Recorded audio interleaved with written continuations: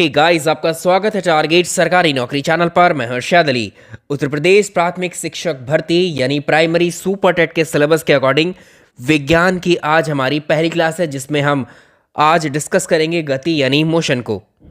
सबसे पहले गति से संबंधित जो शब्दावली है, जैसे कि दूरी, विस्थापन, इसके साथ वेग, चाल, त्वरण, इन सारी टर्मिनोलॉजी को डिस्कस करेंगे और फिर हम लास्ट में अंत में आएंगे न्यूटन के गति के नियमों पर, जो परीक्षा के लिहाज से इस टॉपिक में सबसे महत्वपूर्ण है। तो हमने पहले बताया है आपको कि ये क्लास बेसिक से हैं, फंडामेंटल्स के साथ में है। बहुत इजीली, बहुत कम समय में हम इस टॉपिक को कंप्लीट कर लेंगे। तो चलिए जल्दी से इस वीडियो को लाइक कर दीजिए। आपका रिस्पॉन्स अलग अलग क्लासेस पर नहीं आ रहा है, तो इसका थोड़ा ख्याल रखिए ताकि इन कोर्सेज को हम कंप्लीट आपको कराएं। यूपीटीईटी की क्लासेस के लिए हमने आपसे पूछा था, अभी 1 से 2 दिन के बीच में काफ़ी बिजी समय रहा। बाकी अब आपकी पर्यावरण की, मैथमेटिक्स की और सीडीपी की, इन 3 विषयों की प्रॉपर क्लासेस आपको अवेलेबल होना शुरू हो जाएंगी, क्योंकि अब आपके पास केवल 1 महीने का समय बचा है यूपीटीईटी के लिए। और जितनी तैयारी हमें यूपीटीईटी में करनी है, उतना तो हमें पढ़ना ही है अपनी सुपर टेट की परीक्षा के लिए भी। ठीक है, तो दोनों तैयारी आपकी एक ही तैयारी के साथ में, एक ही क्लासेस के साथ में आपकी कंप्लीट हो जाएंगी। तो चलिए हम शुरुआत करते हैं। यहाँ पर पहले देखेंगे, लेफ्ट साइड में आपको एक इमेज नज़र आ रही है, एक चित्र। एक्चुअली इसमें एक ये पेड़ है और ये पेड़ ज़मीन पर खड़ा हुआ है, यानी ये पेड़ एक जगह पर स्थित है। स्थित मतलब स्टेशनरी है, रुका हुआ है। ऐसा तो नहीं ये पेड़ आगे चलकर कहीं और रुकेगा, नहीं, ये पेड़ स्थित है यानी स्टेशनरी है, यानी स्थिर अवस्था में है।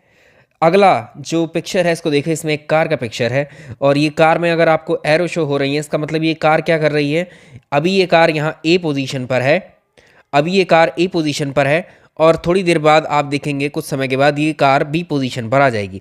इसका मतलब ये कार क्या कर रही है, ये कार मूव कर रही है, आगे बढ़ रही है, यानी ये गति में है, गतिशील अवस्था में है। तो आप डेफिनेशन क्या निकालेंगे गति की यहाँ से? मान लीजिए ये कार अभी यहाँ पर 5:17 पर यहाँ है, 1 मिनट बाद देखेंगे आप ये कार कुछ दूरी चल लेगी, यानी समय के साथ इस कार ने अपनी स्थिति को चेंज कर लिया, यानी अपनी जो ये पहले इस पॉइंट पे थी, फिर इस पॉइंट पे गई, फिर इस पॉइंट पे, फिर आगे ऐसे बढ़ती गई, यानी समय के साथ, वक्त के साथ साथ इस कार की पोजीशन चेंज होती जा रही है, इस कार की लोकेशन या स्थिति चेंज होती जा रही है। तो इसको हम बोलेंगे, इस अवस्था को बोलेंगे ऐसी अवस्था को जिसमें समय के साथ ऐसी अवस्था, किसी वस्तु की ऐसी अवस्था जिसमें समय के साथ उसकी स्थिति, उसकी लोकेशन चेंज होती रहे, वो कहलाती है आपकी मोशन। तो गति की सिंपल डेफिनेशन, समय के साथ किसी वस्तु की स्थिति में परिवर्तन को ही गति हम कहते हैं। इस पेड़ में जो है कोई मूवमेंट हो रहा है क्या? नहीं, एक जगह स्टेशनरी है। समय के साथ इसकी स्थिति वही है जो पहले हमने देखी थी, लेकिन समय के साथ जब आप इसको देखोगे चलती हुई कार को, तो इसकी समय के साथ स्थिति चेंज होती जा रही है। इसे ही हम गति बोलते हैं। गति की डेफिनेशन फिर से आप ऐसे भी दे सकते हो, किसी वस्तु या पिंड की स्थिति जब लगातार बदलती रहती है तो उस वस्तु को गति में या गतिशील अवस्था में या गतिशील कहा जाता है। सिंपल। अब एक टर्म आपने सुना होगा, दूरी किसे कहते हैं? दूरी, ये अभी ए पॉइंट है और ये बी पॉइंट है। ठीक है, दूरी क्या है? ये रास्ता है एक। ठीक है, दूरी क्या है? एक रास्ता है ये, और इस रास्ते पे कार चल रही होगी। जब ये ए पॉइंट पे है और आपने देखा कुछ समय बाद, मतलब टी समय बाद या 5 सेकंड बाद, 10 सेकंड बाद, ये कार यहाँ ए से बी पहुँच गई, बी पर पहुँच गई, तो इसने इस ए पॉइंट से बी पॉइंट तक जाने में इस रास्ते की लंबाई को ही तो तय किया है। ठीक है, तो जो दूरी हो जाएगी, दूरी क्या हो गई? तय किए गए रास्ते की जो लंबाई है वही दूरी कहलाती है। सिंपल। वस्तु द्वारा तय किए गए मार्ग की वास्तविक लंबाई को हम दूरी कहते हैं, actual length of path covered by an object. तो कार ए पॉइंट पर थी, ए पॉइंट से बी पॉइंट पर वो जब पहुंची तो इसको क्या कहा गया? इसको कहा गया क्या है? ये रास्ते की लंबाई है। इस रास्ते की लंबाई को हमने क्या कहा? डिस्टेंस यानी दूरी। हम ये बेसिक फंडामेंटल्स क्यों डिस्कस कर रहे हैं अभी आपको पता चलेगा जब चैप्टर है, चैप्टर से संबंधित जितने भी टर्मिनोलॉजी है वो हमें डिस्कस करनी ही है। तो डिस्टेंस और दूरी को, एक्चुअल जो वास्तविक लंबाई है, एक्चुअल जो पाथ है, उसको समझते हैं क्या है। मान लीजिए आप इस पॉइंट पर खड़े हैं, ए पॉइंट पर, आपको बी पॉइंट पर पहुंचना है। आपने क्या किया? आपने यहाँ से चलना शुरू किया और इस रास्ते को फॉलो करते हुए आप पहुँचे इस बी पॉइंट पर, इस पेड़ के पास। और मान लीजिए इसका कुछ यहाँ पर, ये मान लीजिए 4 किलोमीटर रहा यहाँ तक, और इसके ऊपर ये 3 किलोमीटर रहा। कुल मिलाकर आपने 4 किलोमीटर यहाँ तक और 3 किलोमीटर यहाँ तक, कुल मिलाकर आपने 7 किलोमीटर रास्ता या 7 किलोमीटर लंबाई के इस रास्ते को तय किया। तो ये आपकी हो गई डिस्टेंस यानी दूरी। वैसे ही आप यहाँ से यहाँ को भी जा सकते थे, तो ये दोनों बराबर ही पड़ेंगे ऊपर से जब जाओगे, ठीक है। और आप कहेंगे एक रास्ता ये भी है, बिल्कुल आप डायरेक्टली यहाँ से यहाँ को भी जा सकते हैं। नेक्स्ट कॉन्सेप्ट को समझते हैं, फिर इस पर आते हैं। तो डिस्टेंस आपने समझ लिया क्या है, वस्तु द्वारा तय किए गए मार्ग की एक्चुअल लेंथ है ये, ठीक है। यानी ये रास्ता ऐसे भी हो सकता था, इस तरह से भी जा सकता था ये, ठीक है, ये भी एक रास्ता ही है। अब जब हमें दिख रहा है कि ये रास्ता पूरा इतना लंबा है, हम यहाँ से डायरेक्टली शॉर्टकट मारेंगे तो यहाँ पहुँच जाएंगे, तो हमने क्या किया, यहाँ से दूरी तय की, सीधे इस पर पहुँच गए। किस पर? बी पॉइंट पर। तो किसी दूरी को तय करने में जो शॉर्टेस्ट पाथ होता है, जो कम से कम जो शॉर्ट रास्ता है, वो कहलाता है विस्थापन आपका, ठीक है। इसको बोलेंगे डिस्प्लेसमेंट। डिस्प्लेसमेंट को आप कैसे डिफाइन करेंगे? किसी वस्तु की प्रारंभिक स्थिति और अंतिम स्थिति के बीच की सबसे छोटी जो दूरी होती है वो विस्थापन कहलाती है। कैसे समझिए इसको, ये है, ये एक पॉइंट है, ये 2 पॉइंट है। ये प्रारंभिक बिंदु का मतलब जहाँ से आप चलना शुरू करते हैं, अंतिम बिंदु जहाँ पर आपको पहुँचना है, गंतव्य आपका डेस्टिनेशन। तो यहाँ से इन प्रारंभिक और अंतिम बिंदु के बीच की शॉर्टेस्ट दूरी, तो यहाँ से आप आ सकते हैं, यहाँ से आ सकते हैं, ऐसे भी आ सकते हैं, इन 2 पॉइंट्स के बीच में ऐसे भी आ सकते हैं, ठीक है। तो ये क्या है, इन 2 पॉइंट्स के बीच पहुँचने का एक रास्ता ये है, दूसरा रास्ता ये है, 2 पॉइंट्स के बीच पहुँचने का इन वाले, एक रास्ता ये है और एक रास्ता ये है। तो इन चारों पाँचों पाथ्स में से जितने भी हो सकते हैं अलग अलग रास्ते, उन सब में शॉर्टेस्ट डिस्टेंस जो पॉइंट्स की जो रहेंगी वही क्या कहलाएगी, आपका डिस्प्लेसमेंट। समझे? तो ये तो है क्या, ये डिस्टेंस है, ये भी डिस्टेंस है, तो ये शॉर्टेस्ट पाथ है, तो ये क्या है, ये विस्थापन है, ठीक है। ये समझ गए होंगे आप, ये क्या है, विस्थापन है। तो ये समझ में आया। डिस्प्लेसमेंट जो है, displacement refers to straight line path between initial and final positions. ये पॉइंट हमेशा पूछा जाता है। गतिशील वस्तु के द्वारा जो चली गई दूरी, अगर कोई वस्तु चल रही है, मूव कर रही है, तो जाहिर है प्रैक्टिकली वो क्या है, कुछ दूरी तय कर रही होगी, चाहे कितनी भी हो, चाहे बहुत कम ही क्यों ना हो, लेकिन शून्य तो नहीं होगी। यहाँ पहले लिख दिया गतिशील, अगर विरामावस्था में है तो डिस्टेंस तो 0 ही ट्रैवल करेगी ना, लेकिन यहाँ गतिशील बोला है तो वो क्या है, कुछ जो है चल रही है, मूव कर रही है, तो मूव करते वक्त क्या होगी, उसकी जो चली गई दूरी है वो कभी शून्य नहीं हो सकती, कुछ ना कुछ उसकी वैल्यू ज़रूर होगी, कुछ ना कुछ दूरी तय की गई होगी। लेकिन जो विस्थापन है वो शून्य हो सकता है। डिस्प्लेसमेंट शून्य हो सकता है का क्या मतलब है, एक ये गतिशील वस्तु, एक कार थी, ए पॉइंट से चलना शुरू करती है, ठीक है, बी पॉइंट पर पहुंच जाती है, ठीक, बी पॉइंट से फिर ये वापस ए पर ही आ जाती है, तो कितना डिस्प्लेसमेंट हुआ, ए से शुरू किया प्रारंभिक और अंतिम बिंदु अब ए ही है, तो क्या है, डिस्प्लेसमेंट 0 है, ठीक है। इस तरह से हो सकता है। तो दूरी कभी भी शून्य नहीं हो सकती, विस्थापन शून्य हो सकता है। तो इसमें समझिए डिस्टेंस में क्या है, इसमें मैग्नीट्यूड होता है, इसमें परिमाण होता है, केवल परिमाण ही होता है।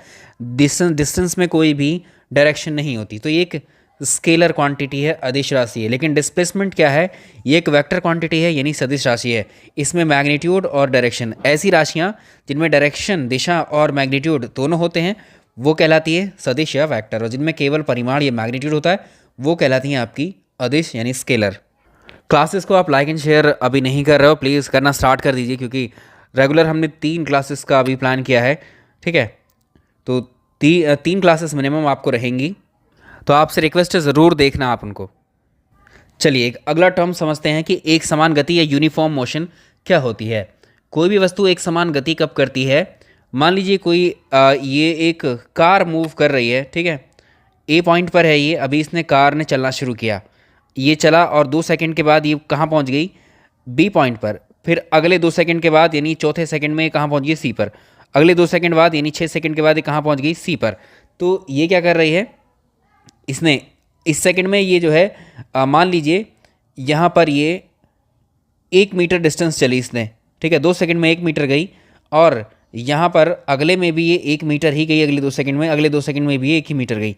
तो इसमें क्या है, यानी समय सेम है, हर समय अंतराल जो है, जो टाइम पीरियड है, हर टाइम पीरियड इनके पास एक जैसा ही है, एक ही टाइम पीरियड में एक जैसी डिस्टेंस ट्रेवल कर रही है अगर कोई वस्तु या कोई गतिशील पिंड, तो वो कहलाएगा कि ये यूनिफॉर्म मोशन है, ठीक है। इसको ऐसे लिखेंगे हम लोग, एक समान गति वस्तु द्वारा बराबर समय अंतराल में तय की गई बराबर दूरियां ही यूनिफॉर्म मोशन कहलाती हैं।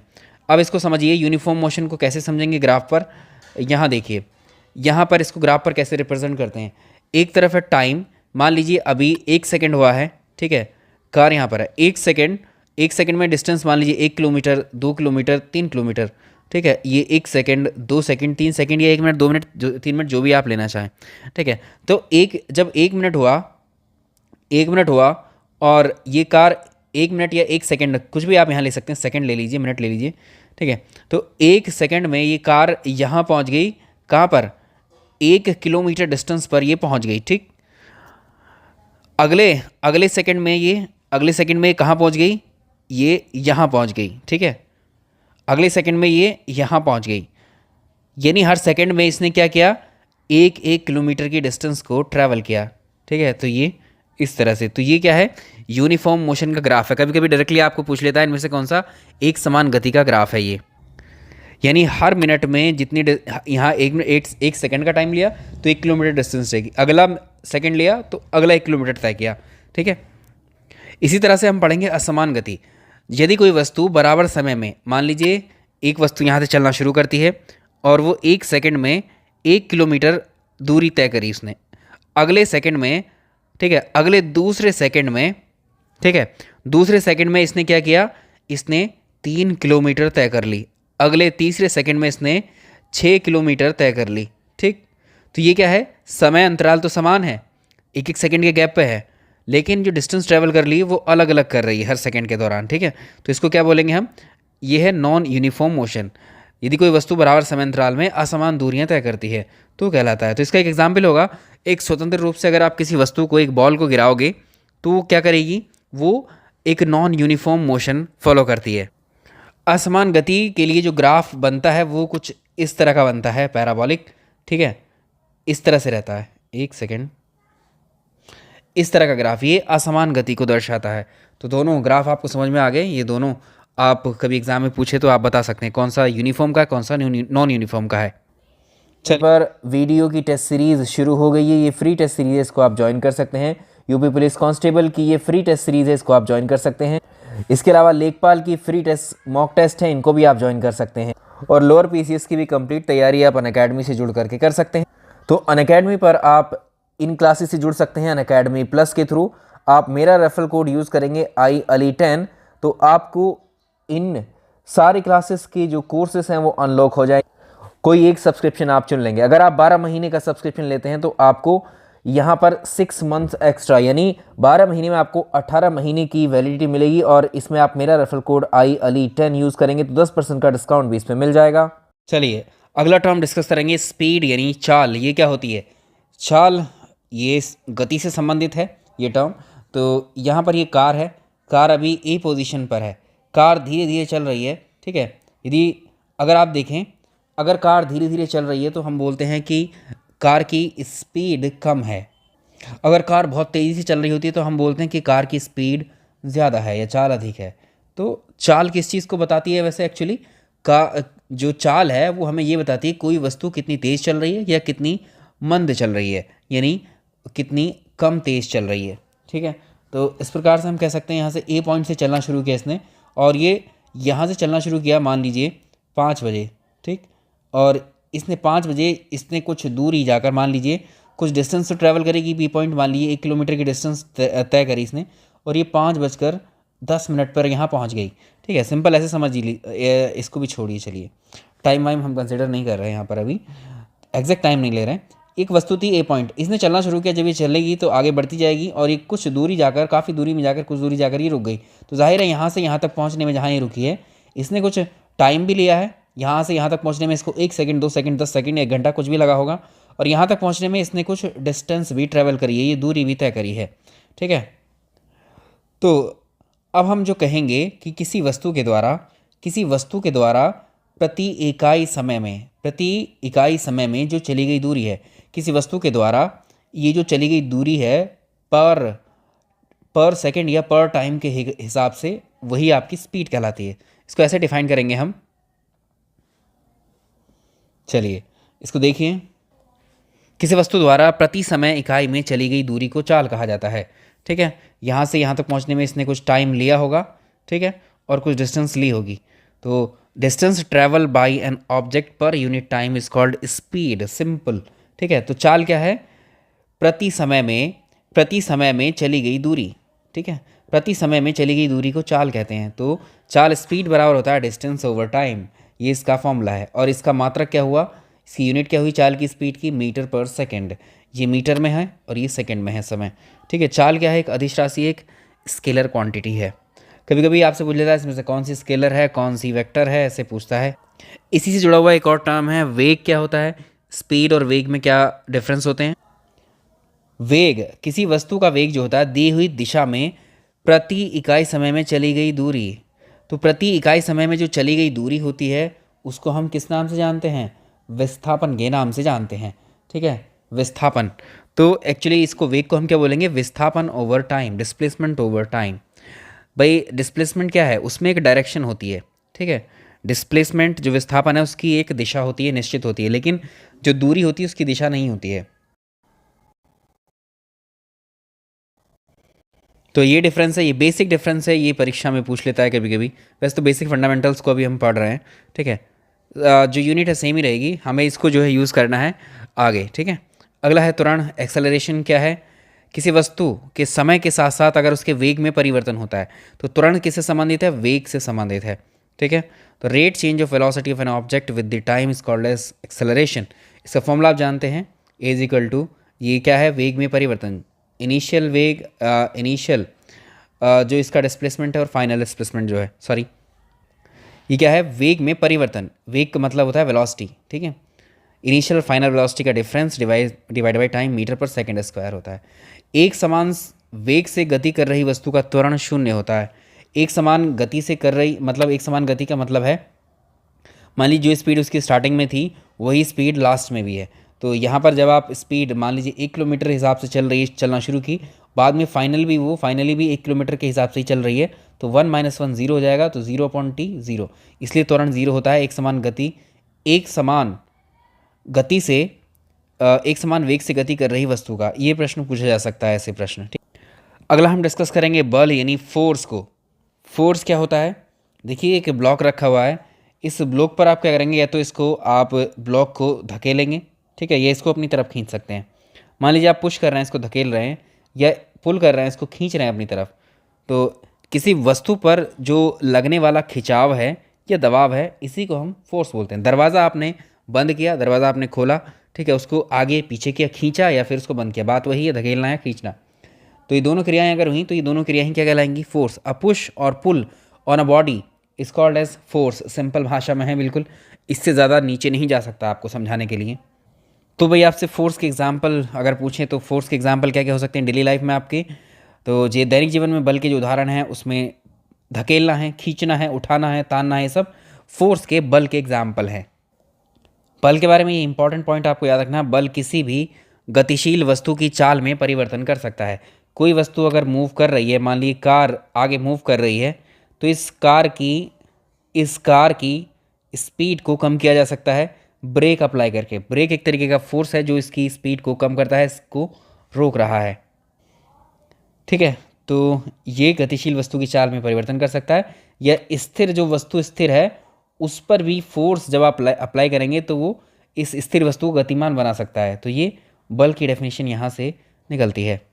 तो बल क्या क्या कर सकता है? बल किसी भी स्थित वस्तु को चला सकता है, किसी भी गतिशील वस्तु को रोक सकता है, बल किसी गतिशील पिंड की चाल में परिवर्तन कर सकता है, उसकी दिशा में भी परिवर्तन कर सकता है, और बल किसी की जो आकृति होती है, किसी वस्तु की शेप, उसको भी चेंज कर सकता है। मान लीजिए ये बॉक्स है आपके पास, ठीक है, लोहे का है, इसको आप लोहे से ही पीटने लगो, ठीक है, पीट पीट कर इसकी शेप चेंज हो जाएगी? नहीं। आप किसी पत्थर को लोहे से तोड़ने लगो, शेप टूट करके बिखर जाएगा, वो शेप चेंज हो गई। ठीक है, तो बल क्या कर सकता है? किसी आकृति यानी शेप को भी वो चेंज कर सकता है। इस चैप्टर में सबसे इंपॉर्टेंट है न्यूटन के गति के नियम, Newton's law of motion. Newton ने गति के 3 नियम दिए हैं। याद रखिएगा, ये सवाल डायरेक्टली पूछा हुआ है कि न्यूटन के गति से संबंधित कितने नियम हैं, या गति के नियमों को किसके द्वारा दिया गया? न्यूटन के द्वारा। ठीक है, इसका नाम भी पूछता है डायरेक्टली आपसे। तो पहले नियम की अगर हम बात करें, न्यूटन के गति के पहले नियम में जो बहुत इंपॉर्टेंट है, कई बार इसमें प्रश्न बना है आपकी परीक्षाओं में, इसको समझते हैं। गति का प्रथम नियम या Newton's first law of motion क्या कहता है? भाई कोई भी ऑब्जेक्ट है, आप अगर अभी चेयर पर बैठे हैं, ठीक है, विरामावस्था में हैं, विराम कर रहे हैं, आराम कर रहे हैं, आप तब तक उस अवस्था में रहेंगे जब तक आपको पीछे से कोई, आपकी चेयर को पीछे से कोई धक्का न दे दे, आपको धक्का न दे, तब तक आप वैसे ही रहेंगे बिना धक्का दिए जैसे बैठे हैं। ठीक, अगर उस पर आप जब जब ये आप बैठे हैं विरामावस्था में, तो तब तक विरामावस्था में बने रहेंगे जब तक आपको कोई धक्का ना लगा दे पीछे से आपकी चेयर को। धक्का का मतलब बल, हमने बताया था धकेलना क्या है, बल है। ठीक है। दूसरा, अगर कोई वस्तु चल रही है, कोई दौड़ रहा है और दौड़ते हुए व्यक्ति को, वो दौड़ता ही रहेगा अगर आप उसको पकड़ नहीं लेते। ठीक है, तो ये क्या है, कोई वस्तु विरामावस्था में है तो वो विरामावस्था में ही रहेगी, और जो कोई गतिमान वस्तु है, गति कर रही है, वो गति में ही रहेगी अगर उसे बाह्य बल लगाकर उसे रोका ना जाए। ठीक है, उस पर बाह्य बल अगर अप्लाई नहीं किया जाए तो वो क्या रहेगी, गति में ही रहेगी या वो स्थिति रहेगी। यहाँ से एक और चीज़ समझ में आई, ये पेड़ स्थिर है, ठीक है, कोई वस्तु स्थिर थी तो वो स्थिर ही रही, गतिमान थी तो गतिमान रही, उस पर जब तक हमने कोई बाह्य बल नहीं लगाया तब तक वो नहीं रुकी। ठीक है, तो यहाँ से एक टर्म हमें मिला बल। ठीक है, तो बल की परिभाषा कहाँ से निकल के आई, गति के प्रथम नियम से। ठीक है, एक प्रॉपर्टी और है जो बहुत पूछी जाती है, जड़त्व यानी इनर्शिया क्या होता है? कोई भी वस्तु जिसके कारण, किसी वस्तु की प्रॉपर्टी होती है, आपकी, हमारी, निर्जीव वस्तु की, सभी की, किसी वस्तु का वो गुण जिसके कारण वो अपनी अवस्था में परिवर्तन करने का विरोध करता है। यानी हम विरामावस्था में हैं तो हमारा शरीर चाहेगा कि हम विरामावस्था में ही रहें। ठीक है, तो ये इनर्शिया, ये क्वालिटी है एक। अगर कोई वस्तु गतिमान है तो वो चाहे गतिमान ही रहे, वो उसकी क्या है, क्वालिटी है, वो भी जड़त्व ही है। ठीक है, तो गति का जो प्रथम नियम है वो परिभाषा देता है किसकी, बल की। ये सवाल पूछा हुआ है आपकी परीक्षा में। जो गति का दूसरा नियम है, second law of motion, Newton का गति का दूसरा नियम हमें वस्तु पर जो बल लगता है और वस्तु में बल लगाने के बाद, भाई ये एक वस्तु है, ठीक है, इस वस्तु पर आपने फोर्स अप्लाई किया, ठीक, फोर्स अप्लाई किया तो इसमें क्या होगा, इसमें गति होगी। ठीक है, इसमें गति होगी यानी एक्सेलरेशन भी इसमें होगा। ठीक है, तो इससे क्या होगा हमें, तो दूसरा जो लॉ है इसका, हमें वस्तु पर अनुपयुक्त जो बल है और वस्तु में उत्पन्न जो त्वरण है, इनके बीच में संबंध देता है। न्यूटन सेकंड लॉ, ये प्रश्न पूछा हुआ है, F is equal to M into A. ठीक है, तो अब इस पर जो पूछे जाते हैं, गति के प्रथम नियम, गति के द्वितीय नियम और गति के तृतीय नियम पर उदाहरण पूछता है डायरेक्टली आपसे। आपसे सवाल पूछेगा प्रथम नियम के ऊपर, कैसे पूछता है, जो जड़त्व है, किसी वस्तु का जो गुण है जड़त्व या इनर्शिया, गति के कौन से नियम को फॉलो करता है?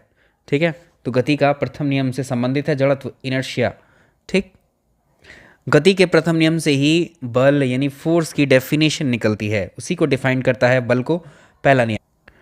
तो क्रिकेट गेंद को जो कैच करना होता है, ये एक एग्जाम्पल है किसका, गति के सेकंड नियम का। हाई जंप और कार में सीट बेल्टों का प्रयोग जो है, ये गति के सेकंड नियम को फॉलो करते हैं। तीसरा और अंतिम नियम है इसका, Newton's third law of motion. ये कहता है कि प्रत्येक क्रिया की बराबर और विपरीत प्रतिक्रिया होती है। To every action there is an equal and opposite reaction. कैसे, ये दीवार है, ठीक है, दीवार पर आपने घूंसा मारा एक, ठीक है, पंच दिया इस पे दीवार पर, तो ऐसा होना चाहिए था कि आपने जो है एक पंच मारा दीवार पर, तो इस पंच से इस दीवार को जो है खोखला हो जाना चाहिए था, ये दीवार यहाँ से टूट जानी चाहिए थी जहाँ आपका पंच लगा, लेकिन ऐसा नहीं होता है। ठीक है, जिस ताकत से आपने ये पंच इस दीवार पर मारा, उतनी ही ताकत जो है इस दीवार ने आपके पंच पर भी तो अप्लाई किया, तभी तो ये न्यूट्रल रहा, तभी तो इसमें कोई डिस्प्लेसमेंट ही देखने को नहीं मिला हमें। ठीक है, तो ये क्या है भाई, कि जब आप कोई एक्शन करते हो तो उसका रिएक्शन जो है बराबर होता है। ठीक है, जितना बल आपने इस पंच के माध्यम से, इस घूंसे के माध्यम से इस दीवार पर लगाया, उतना ही बल इस दीवार ने आपके पंच पर लगाया। ठीक है, तो यही होता है क्या, प्रतिक्रिया, जो क्रिया, जो एक्शन है और उसका रिएक्शन। इसके उदाहरण पूछे जाते हैं आपसे, जैसे हम जो ज़मीन पर चलते हैं, इसके एग्जाम्पल देखो, इसके एग्जाम्पल में देखो, मानव का भूमि पर चलना। कैसे, जब हम लैंड पर चलते हैं तो हम पैर जो है, भूमि जो हमारी है, हमारे जो पैर है, भूमि को पीछे की ओर धक्का देते हैं, तभी तो हम आगे की ओर चलते हैं। कभी ऑब्जर्व किया होगा, हम चलते रहते हैं, अभी इसको ठीक से सोचो, जब हम चलना शुरू करते हैं तो हम क्या करते हैं, इस भूमि को पीछे की ओर धक्का देते हैं, तब आगे की ओर जाते हैं हम। ठीक है, तो बदले में क्या करती है, जो भूमि है हमारे पैरों को आगे की ओर धक्का देती है। जैसे बंदूक का पीछे की ओर हटना, जैसे ही बुलेट फायर की जाती है तो बंदूक पीछे की तरफ झटका लगता है बंदूक का, ये भी एग्जाम्पल न्यूटन के थर्ड लॉ का। नाव और पोत की स्थिति, जैसे हम पीछे पतवार से एक वो होता है पाइप, उससे पानी को पीछे की ओर खींचते फेंकते हैं तो नाव आगे की तरफ भागती है। ऐसे ही घोड़ा गाड़ी खींचते हुए घोड़े की जो स्थिति है वो भी यही न्यूटन्स के थर्ड लॉ को फॉलो करती है। तो ये हो गए हमारे न्यूटन्स लॉ और गति वाला टॉपिक कंप्लीट।